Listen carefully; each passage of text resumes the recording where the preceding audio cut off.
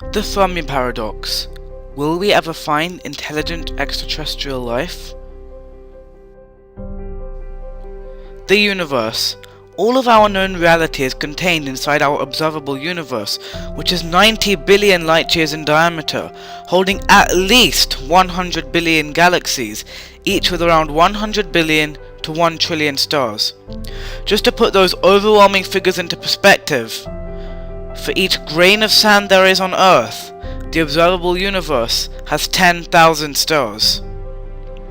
Therefore, it's only natural to think that if in our remote, quiet part of the Milky Way an intelligent species like us can form, surely there must be millions, if not billions, of super advanced alien civilizations out there. But why haven't we seen any evidence of them? Where is everybody? This is the basis of the Fermi Paradox, and nobody has an answer to it. In this video, we're going to look at the deepest depths of the universe, questioning our very own existence and the meaning of life itself. However, this is physics, which means that there's always going to be a limiting factor, and in this case, that limiting factor is gargantuan. The problem with the universe is, we are only limited to exploring our local group. What's our local group? Well, our local group is a region of space 10 million light years across, including a few galaxies such as the Milky Way and Andromeda. We are one of hundreds of local groups in the Laniakea supercluster, and our local group makes up only 0.00000000001% of the observable universe, and we will never be able to explore farther than this due to the expansion of the universe. Even if we had the technology to travel at the speed of light, we would spend literally billions of years accelerating into empty space.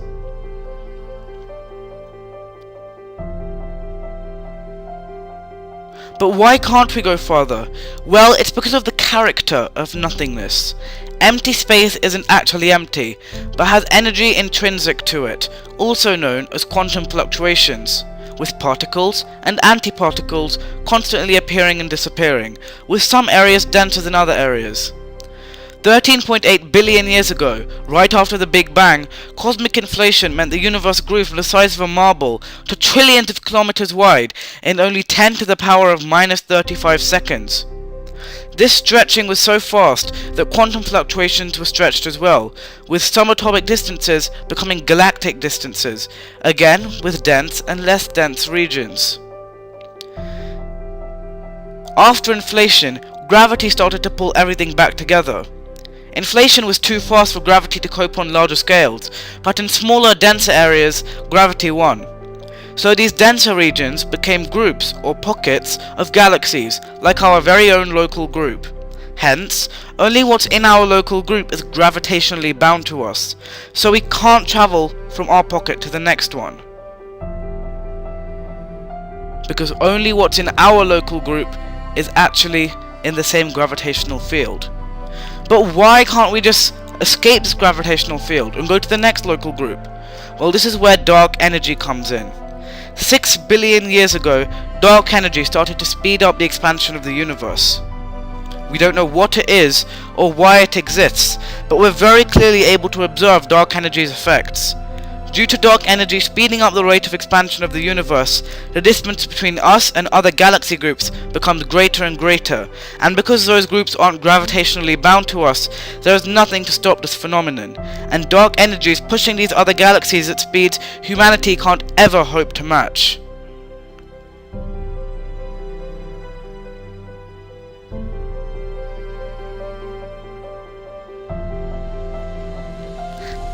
We don't need to give up hope yet. Our very own Milky Way still has 400 billion stars, with 20 billion of those like our own Sun, and around 20% of these stars are estimated to have an Earth-like planet orbiting them in their habitable zone. If only 10% of these planets harbored intelligent life, there would be 1 million planets with intelligent life in the Milky Way alone, Furthermore, the Milky Way is 13 billion years old, giving extraterrestrials plenty of time to develop into an advanced civilization, making the question the Fermi Paradox presents just as prevalent. Wait a minute, what do we mean when we say intelligent? Is there a measure or a scale for how advanced an extraterrestrial civilization is? Russian astrophysicist Nikolai Kardashev would argue there is. He argued that we should measure how advanced a civilization is by seeing how much technology they have, which would be measured on his proposed Kardashev scale.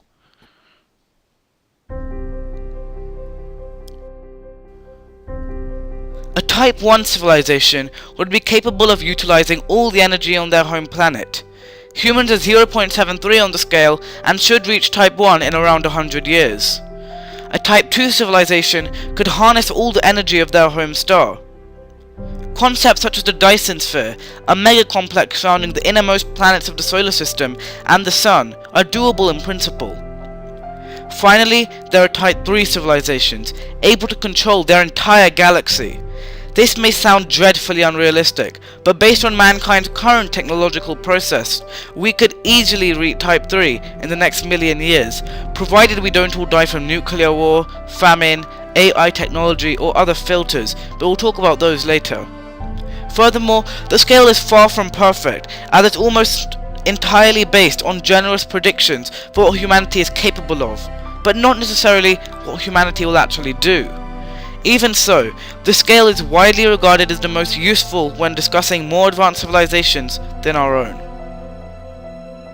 The Fermi Paradox has countless numbers of possible explanations and solutions, some scientifically explainable and actually reasonable, and others bizarre conspiracy theories with no scientific explanation whatsoever. If we're on the scientific side, we need a rough estimate of how many detectable intelligent civilizations there are out there. That's where the Drake equation comes in. Put together by American astronomer Frank Drake, the Drake equation uses both our current knowledge and some estimations to work out how many detectable civilizations are out there. Remember, an advanced civilization which we can't find is of no interest to us in the Fermi Paradox.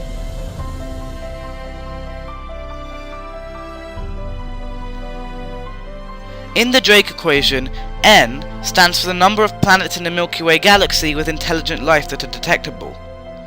R stands for the rate of star formation in the galaxy, with the European Space Agency estimating the figure to be around every 7 years. FP is the fraction of stars with planets, with microlensing suggesting the answer to be an average of 1 planet per star, so FP is 1. NE is the number of planets that could support life per star with planet. According to the Kepler spacecraft, there are over 40 billion planets orbiting in a star's habitable zone, meaning NE is 0.4. FL is the number of these planets that develop life. This is very difficult to estimate, since we are the only known life forms that we know of. You might think, that means 1 out of 40 billion then. Done. But we must remember we have only been searching for aliens for a few decades. Many of our radio signals would have only travelled a short distance in that time, so it's difficult to give an accurate estimate for this figure. However, most scientists put it at a reasonable figure of 10%, or 0.1, assuming that liquid water, tectonic processes, and atmosphere are all needed to support life. Fi is the number of these that develop high intelligence.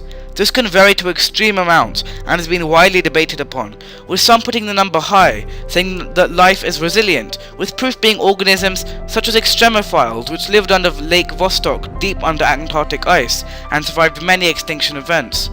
Meanwhile, others argue the figure is lower since human life took a long time to come about. For our purposes, we'll average it out at 0.5. FC is the fraction of these that develop interstellar communication.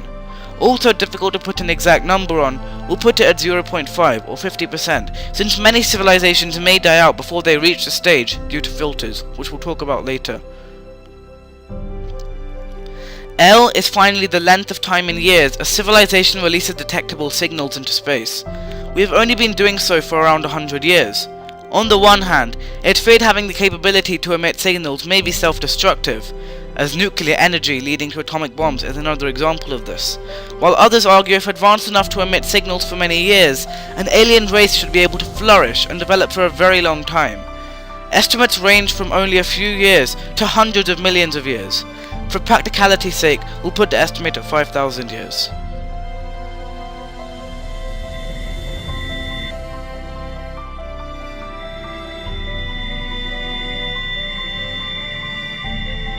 On August the 15th, 1977, a radio telescope called the Big Ear detected a radio signal from somewhere in the vicinity of the constellation Sagittarius. And this is the printout from that night. You can see that somewhere around 10:15 Eastern Standard Time, a very bright radio signal pulsed in. It looks something like this. You can sketch it out. It was a pulse with a width of around 72 seconds, and the peak intensity, the peak brightness, was over 30 times the brightness of the background radio emission from the galaxy. So it's fascinating. And it came in on a wavelength that SETI believes an intelligent civilization might choose. The same wavelength etched into Voyager's golden disk. The wavelength was 21 centimeters. That's the wavelength of light, of radio waves emitted from hydrogen atoms. So the whole sky glows at that wavelength. And back in the 1950s, radio astronomers speculated that if an alien civilization wanted to communicate with us, then they might well choose that very special, natural wavelength to send their message. So surprising was this, that when it was spotted a few days later by an astronomer called Jerry Ayman, he circled that pulse, a 72-second flash of radio waves, and wrote "wow" next to it. So this has become known as the WOW signal.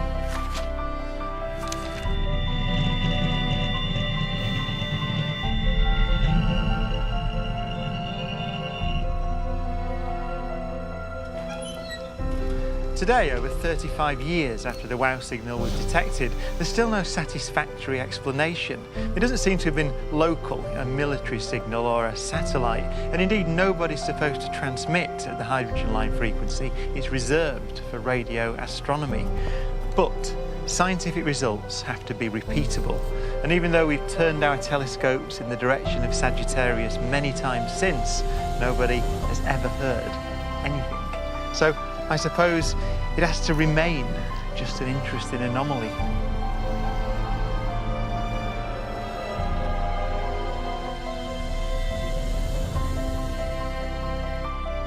So as we can see, that was an example of a radio wave which was picked up, but as we saw, it has to be repeated, and if it's not, then it's almost arbitrary.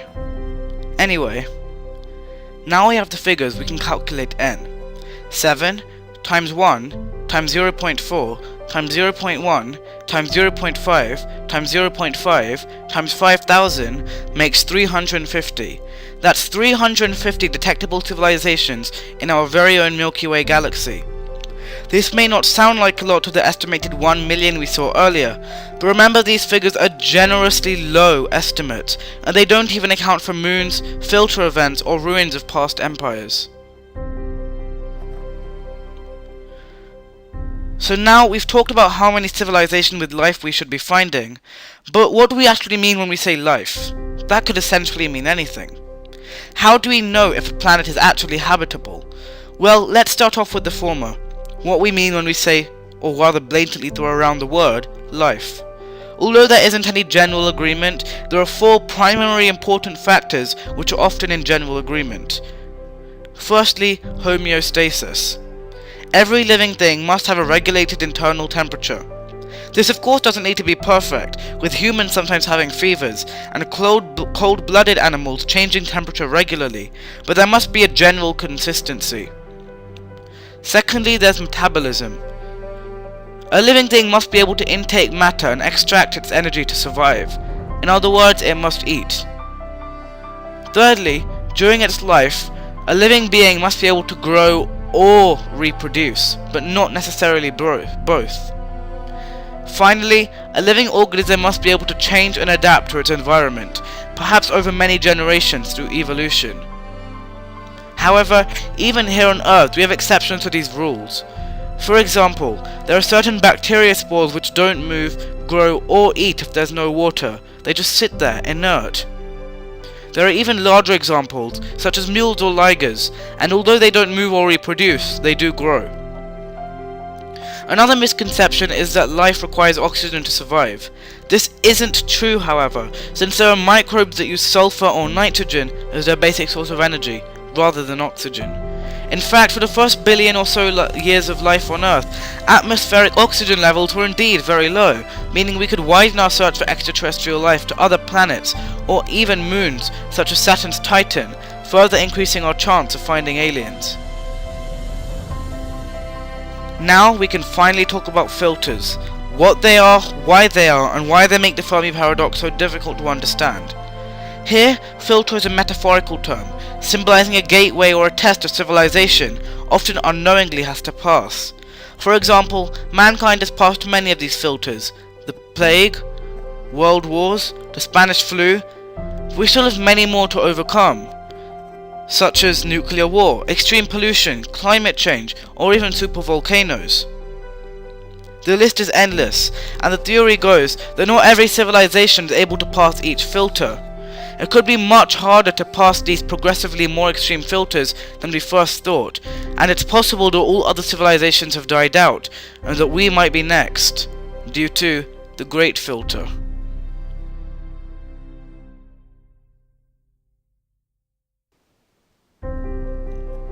Researchers from the Australian National University in Canberra claim that even if life got going and passed multiple filters, there is always a great filter that no civilization can pass due to some huge catastrophe. One worrying example is that future technologies may be self-destructive. Alien civilizations will perhaps press a button, thinking it will solve all their problems, but instead a flaw in the system means their species ends entirely. If this is the case, humans are much closer to their extinction than at the start of humanity.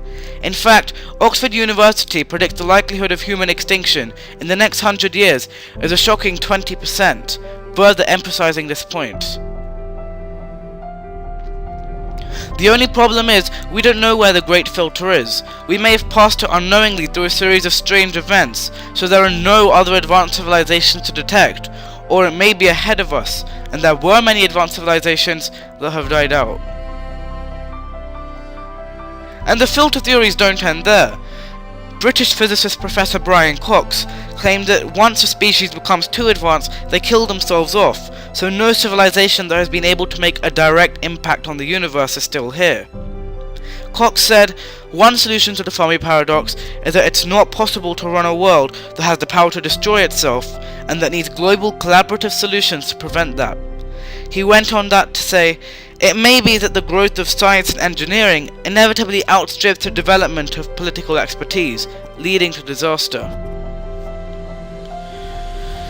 The final popular filter theory is that Type 3 civilization has imposed a great filter on our galaxy, and eliminates civilizations once they reach a certain level of intelligence, so that a Type 3 civilization won't be overthrown. This theory may sound completely unrealistic, but there is no evidence to suggest that this isn't a possibility, with Stephen Hawking endorsing the theory.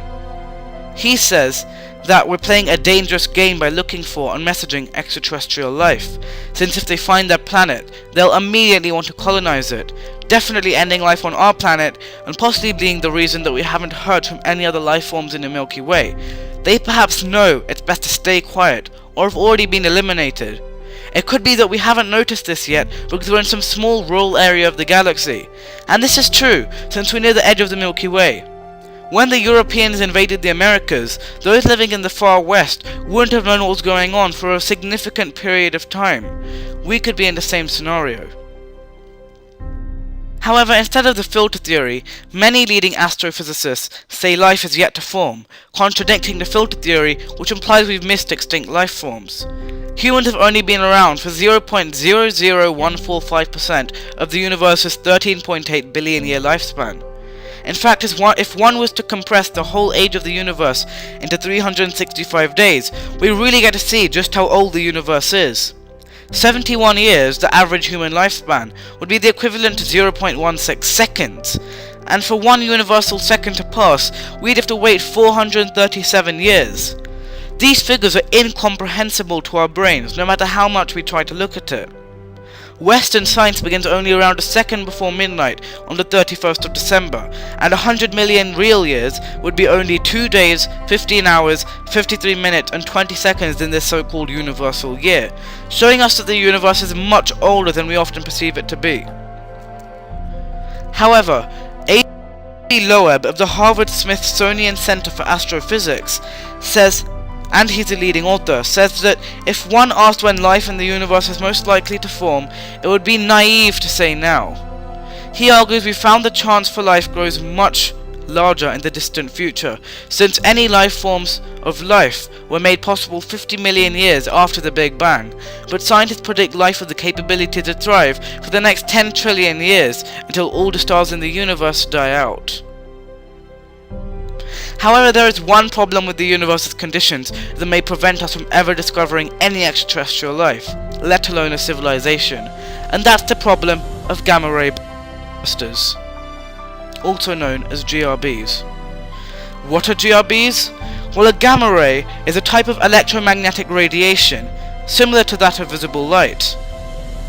Most gamma rays are just 10 picometers long, much smaller than a hydrogen atom.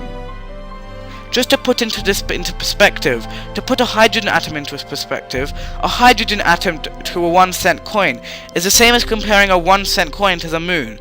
So a gamma ray really is unimaginably small, much smaller than a hydrogen atom. Yet despite this, one gamma ray photon is more energetic than 1 million visible light photons combined. That's energetic enough to break atomic bonds, known as ionizing radiation. This could easily rip humans, or any living being, into shreds before we even realize what's going on. Luckily here on Earth, the ozone layer shields us from any small gamma rays that hit our Earth, created by the sun's solar flares. In fact, we only discovered them by mistake during the Cold War. The Americans sent out satellites to spy on the USSR for any gamma rays released from the Soviet weapons. Instead, the gamma ray satellite picked up a GRB, and it took 30 years to work out where the cosmic killer had come from, and what it was. It turned out to be from a galaxy 6 million light years away. So to be picked up from one of Earth's GRBs must mean it has an immense amount of energy. In fact, only 1 second of a GRB releases the same amount of energy that the Sun will in its entire lifespan. They are by far the brightest events in the universe. Long GRBs last for a few tens of seconds and are created from supernovae, huge explosions that happen when large stars die, creating black holes. Short GRBs are created from neutron stars merging, which also create smaller black holes. However, NASA has very recently discovered a new possible branch of GRBs, lasting hours, and are formed from the deaths of giant stars, hundreds of times greater than the Sun. GRBs are frequent in the universe, with the Fermi Gamma Ray Telescope detecting 1 GRB daily. However, all have been from outside the Milky Way. But if one originated from as far as a few light years away and was pointed at Earth, it had destroyed the side of Earth facing it. If this side were to be the continental side, almost all the world's major metropolises would be destroyed. A more distant one could be even worse.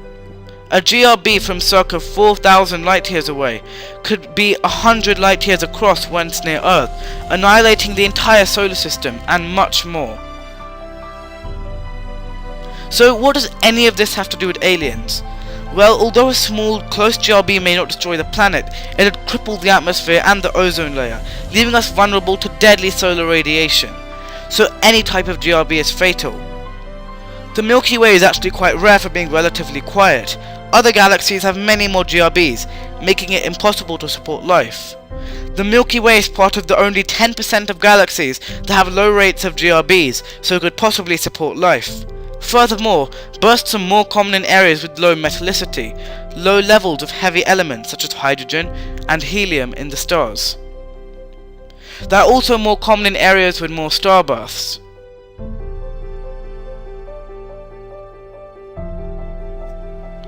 Zvi Perrin, a theoretical astrophysicist at the Hebrew University of Jerusalem, and Raul Jimenez, a theoretical astrophysicist at the University of Barcelona, Spain, found that there's a 50% chance Earth has been exposed to a GRB in the last billion years, with many scientists suggesting a GRB caused the Ordovician extinction 450 million years ago, which wiped out an absolutely monumental 80% of all life on Earth.